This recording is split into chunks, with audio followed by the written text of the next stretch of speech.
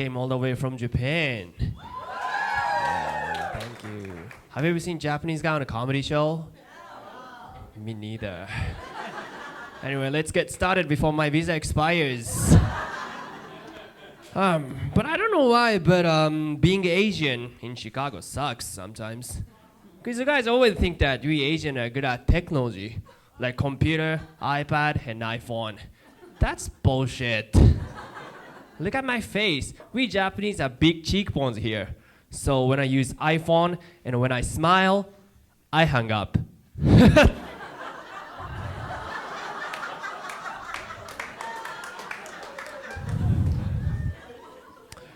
Also, I don't know why, but people call me Gaysian or Gaypanese. I've never put any man in my behind though. But when I walked down the street in Belmont, a guy asked me, "Hey, are you from Hiroshima? Because you're the bomb." That is the worst pickup line I have ever heard. So I was like, "No, I'm sorry, I'm from Nagasaki." The second one. But I got cheesy one at the same time. Another guy asked me, "Hey, do you have a map? Because I'm getting lost in your eyes." I was like, "How?" My eyes are not big enough. Okay, if you guys are laughing, you're racist. That was a test, actually. Point is, stop being racist. There are no race in this world, right? There are no white people, there are no black people, there are no brown people, there are no Asian. They're just people. Yeah. And the Chinese. Chinese people here tonight? Okay, let's talk about them. Honestly, I like Chinese a lot because I just realized in Chicago, no matter how bad I behave, people will blame Chinese after all. I really thank them. But tonight, I'll teach you how to tell the difference between Chinese from Korean from Japanese. It's super easy for me. The difference comes out when we cannot hear. For example, Japanese people are like,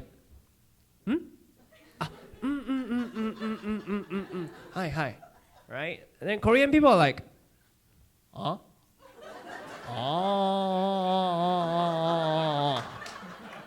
Then Chinese people are like, ah.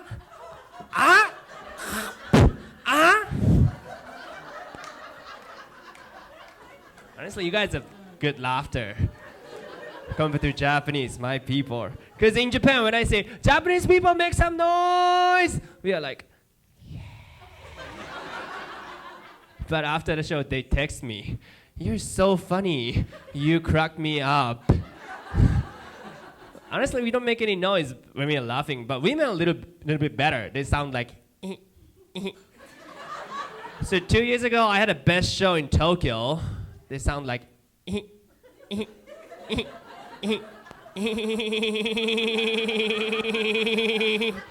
for 2 hours. I felt like I was in a dolphin show. I mean, the point is, America is number one. Yeah. Honestly, I like American culture, especially baseball. I played baseball in a national team in Japan. So I came to Chicago for the first time. I went to Wrigley Field to watch a Cubs game. Yeah. That was amazing. At the beginning of the game, the announcer said, "Ladies and gentlemen, please take a hat off and rise, and please give it up for World War II hero, Mr. blah, blah, blah." And everyone stood and clapped like, "Woo!" But I didn't know if I should. Because, But I didn't want to be disrespectful, so I stood and clapped twice. 1 for each bombs. But honestly, I thank America. Because during World War II, Tokyo got destroyed completely. And my ancestors sneaked out and they got the free land. That's the reason why I don't have to pay any rent in Tokyo. One of the most expensive city in the world. So thank you for letting me live on American social welfare all the way in Japan. So guys, please give it up for American Army. Okay, that's interesting. But honestly, I love American food, especially, Mexican food. Yeah, Yeah, it's controversial, but Mexican food is amazing. Because in Japan, I cannot find any Mexican restaurant. So I make a rule to go to authentic Mexican restaurant when I come back to America, like Panda Express. It's cooked by authentic Mexican people. Yeah, but I just realized the meaning of Panda Express. It means the expressway to get fat body like panda immediately. Because honestly, in Japan, I'm one of the fattest Japanese men. That's true, doctor told me I'm too fat. But when I came to America for the first time, I got surprised. There's so many big people in America. So I went to New York and I flew to Texas 5 years ago. Then my airplane was really small, so I was sitting left side of the airplane, and next to me, small granny was there. Then over there, I could see really, really fat guy. I've never seen that kind of person in my life, actually. But 2 seconds later, the guy, fatter than him, was walking to this direction, and he was trying to sit down next to that man. So I was kind of panicked and called the flight attendant, and I said, hey, can I switch one of them? Otherwise, airplane will go back to Japan. Everyone in the airplane laughed out loud. That was the best gig I have ever experienced. More than Dolphin Show.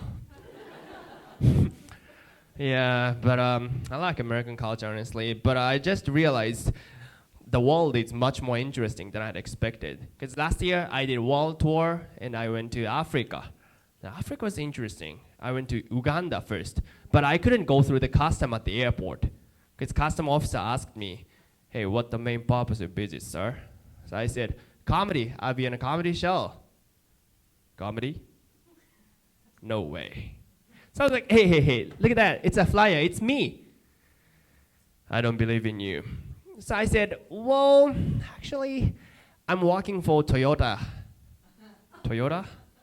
Welcome to Uganda. That's why I could perform.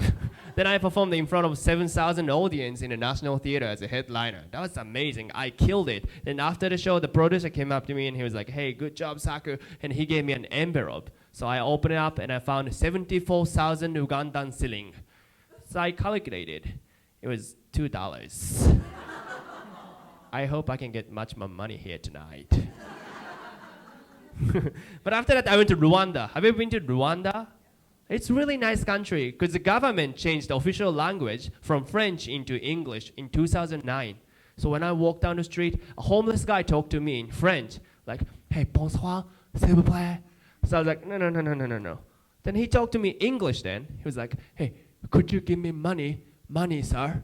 So I was pretending not to speak English. Like, sorry, Japanese. Then he said, だからここにね、お金ね、入れてくれたらね、いいからね。Wow, what a smart man. So I gave him my Ugandan shilling. Hope it works. Then after that, I went to Kenya. Kenya was amazing because I was on the biggest TV show in Africa, actually. But I was so nervous that I made so many mistakes, and I said, fuck, on TV. But my Japanese accent was so strong that subtitle said, he's just speaking Japanese. Thank God. Are you guys having fun? Yeah, me too. Do you understand my English? Me too. Yeah, but English is honestly super difficult because after Africa, I went to Scotland. Then realized British vocabulary is different from American. For example, French fry is chips, elevator is lift, and garbage is rubbish, and a Trump is cunt. That's my best joke tonight, though.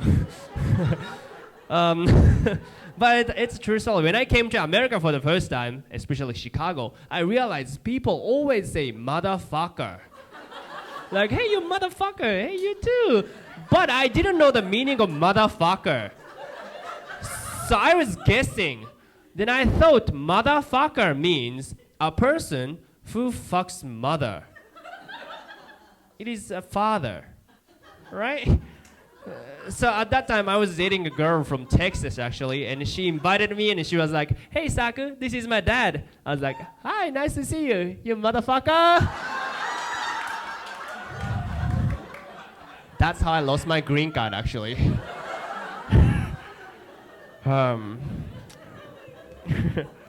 But finally, I want to talk about my grandpa who passed away 2 weeks ago.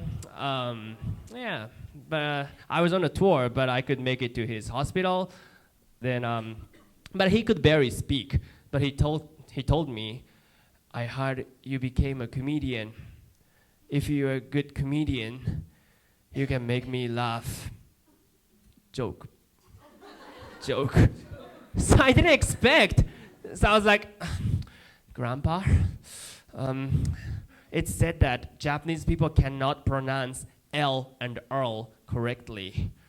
So I heard the Japanese government sent much Viagra to the US Congress because they heard the previous result of erection was bad." And the grandpa was, "Another one."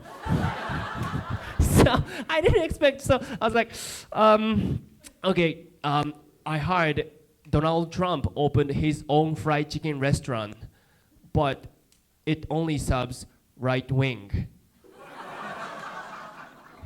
And his heart rate monitor goes, "Pee." I literally killed him. I didn't know he was a big Trump supporter. Okay, that's my biggest ending. Thank you very much.